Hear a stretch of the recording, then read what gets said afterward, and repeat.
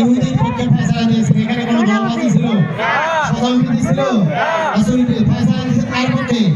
ইহুদির পক্ষে, মুসলমানের পক্ষে রায় দেন নাই। এটার নাম হলো ইসলাম। এটার নাম কি? এখানে যদি হিন্দু আর মুসলিম ঝগড়া লাগে আর হিন্দুরা যদি ন্যায়ের পক্ষে থাকে, রায় যাবে হিন্দুর পক্ষে। বলেন ঠিক না? এই জন্য হিন্দুরা বুঝতে পেরেছে যে ইসলাম হচ্ছে সেই ধর্ম, সেই ইসলাম যে ইসলামের কাছে সবাই নিরাপদ, সবাই নিজ নিজ আত্মমর্যাদা নিয়ে বেঁচে থাকতে পারবে। সেটার নাম হলো ইসলাম। ঠিক না কথা? এই জন্য ইসলামের করতরে, ইসলামের ছায়াতলে সবাই আসতে চায়।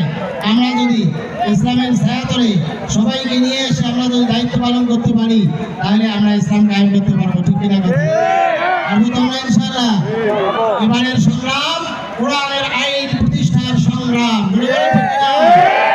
এবারে বাংলাদেশের মানুষ সোচ্চার হয়েছে, এগিয়ে আসছে। আর ওই পতিত স্বৈরাচারদেরকে আর বাংলাদেশের মানুষ দেখতে চায় না।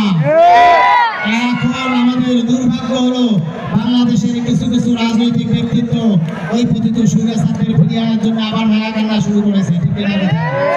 আমরা বলতে চাই, এই 24 জুলাই বিপ্লবের পরিপন্থী কথা কেউ বলবেন না, ওদেরকে ফিরিয়ে আনার কথা কেউ বলবেন না। যদি কেউ বলেন, আমরা বুঝবো আপনারা ওদেরকে দোষ। আপনাদের তো মানুষ বয়কট করবে। বাংলাদেশের মানুষ আর ওই পতিত স্বৈরাচারের কোনো গান শুনতে চায় না। ঠিক না কথা? আমরা আল্লাহর আইন কায়েমের জন্য কাজ করবো, দিন কায়েমের ময়দানে কাজ করবো। আপনারা জানুন, জামাত ইসলামী যেখানেই দায়িত্ব পালন করছে, সত্যতার সঙ্গে দায়িত্ব পালন করেছে। জামাত ইসলামী 2001 সাল থেকে 6 সাল পর্যন্ত ক্ষমতার অংশীদার ছিল, কিন্তু ক্ষমতার করে নেন। ঠিক না কথা? এই যে 5 আগস্টের পরে কত দল ঝান্ডাবাজি করেছে, বিভিন্ন ঝান্ডাবাজি করেছে, কিন্তু জামাত কোথাও করেছে? জামাত কোথাও ঝান্ডাবাজি করে নেই, বরং মানুষের অধিকার কায়েমের জন্য জামাত মাঠে লেগে আছে, মানুষের সাথে লেগে আছে। ঠিক না কথা? আমরা ব্যবসায়ী ভাইদেরকে বলেছি, আপনারা ব্যবসা করবেন, কেউ চাঁদা ছেড়ে আমাদেরকে বলবেন, আমরা চাঁদা দিতে দেবো না।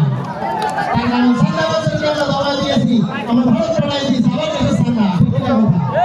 এরকম ভাবে যারা ধান্দাবাজি করবে, চাঁদাবাজি করবে, যারা এদেশের মানুষগুলো বক্তব্য করবে, তাদেরকে চিহ্নিত করে রাখবেন। তাদেরকে ক্ষমতা আসতে দেবেন না।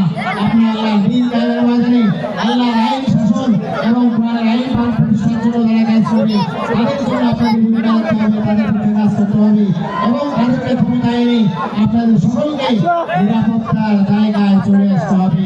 আমরা সেই জায়গায় আপনাদেরকে আহ্বান করছি। আসলে আমরা সকলে আল্লাহর দেওয়া দিন কায়েমের মধ্য দিয়ে, আল্লাহ কোরআনের শাসন কায়েমের মধ্য দিয়ে, কোরআন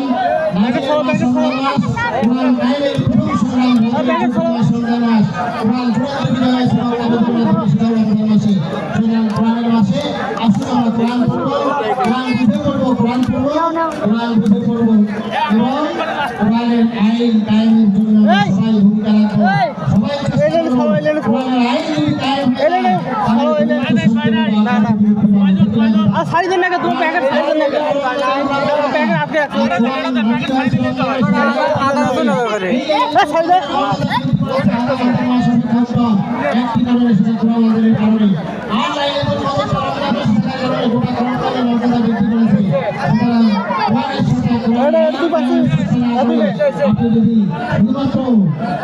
আপনি প্রায় প্রায় মধ্যে দিয়ে সব বিচার নিতে হয় না।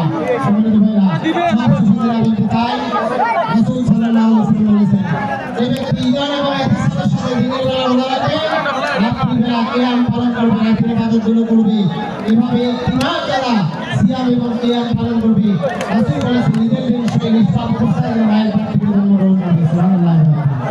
এমন সুসংবাদ রোজাদারের জন্য আল্লাহ রাসূল দিয়েছেন।